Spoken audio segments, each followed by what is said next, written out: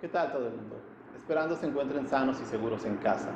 Mi nombre es Edgar Mena y les doy la bienvenida a esta novena cápsula sobre manejo práctico del confinamiento.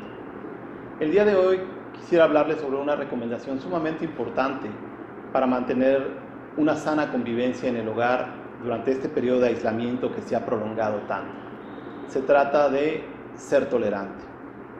Antes de comenzar a hablar sobre ello, quisiera mencionarles que existen una serie de factores detonantes de la tensión en el hogar durante eventos como este.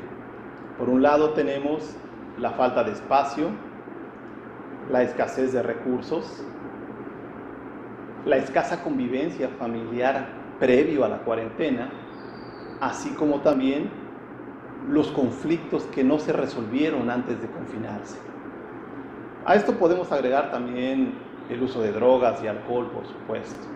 Pero bueno, ¿cómo podemos hacer para evitar que esta mezcla de elementos o alguno de ellos por separado dispare la tensión al interior del hogar, generando conflictos difíciles de gestionar en estas condiciones?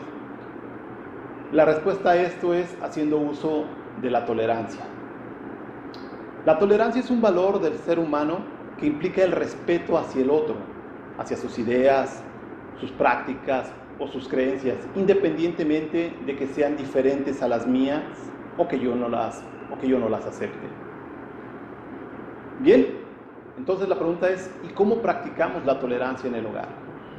Una forma es siendo empáticos, es decir, en el hogar es posible que haya personas con dificultades físicas o mentales y sea necesario apoyarlos, o no solo apoyarlos, sino entender en qué condiciones están para así ser capaces de tenerles paciencia, de ser tolerantes con ellos, insisto.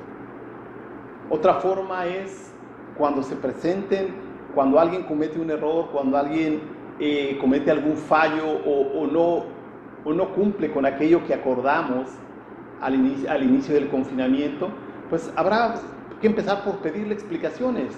No todo lo que vemos es tan evidente como parece en más de una ocasión. Entonces es una buena práctica preguntar, bueno, ¿qué pasó? ¿Por qué lo hiciste? ¿O por qué no hiciste tal cosa? Otra forma de ser tolerante es abordar los problemas que se presenten durante el confinamiento. Es decir, no estoy hablando de aquello que viene de tiempo atrás.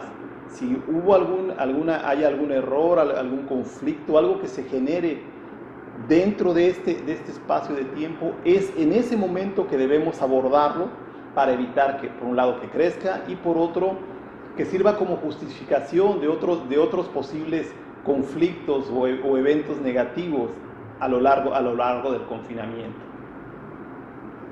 Otra recomendación que puede ser de utilidad es el hablar en primera persona. Tratar de no parecer alguien que juzga a los demás en el hogar, sino más bien hablando de qué haría yo mismo, qué hubiera hecho yo mismo en su lugar, de tal manera que la tensión no suba, que el conflicto se pueda gestionar de una forma menos agresiva.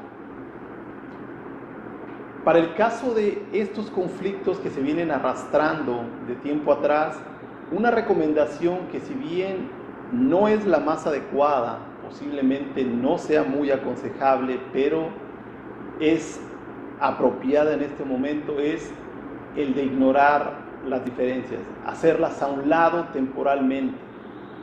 ¿Por qué? Porque de otra manera esto solo va a generar mucho encono en un espacio donde hay otras personas y donde las cosas se pueden salir de control al punto de que pudiera haber agresiones verbales y físicas hacia alguna de las partes involucradas en esto.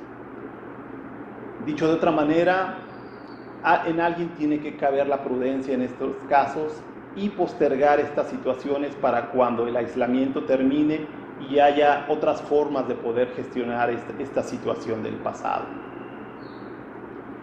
En resumen, quiero decirles que la tolerancia es algo que deben ejemplificar el jefe y o la jefa de familia. Gracias y nos vemos en la última cápsula de este decálogo.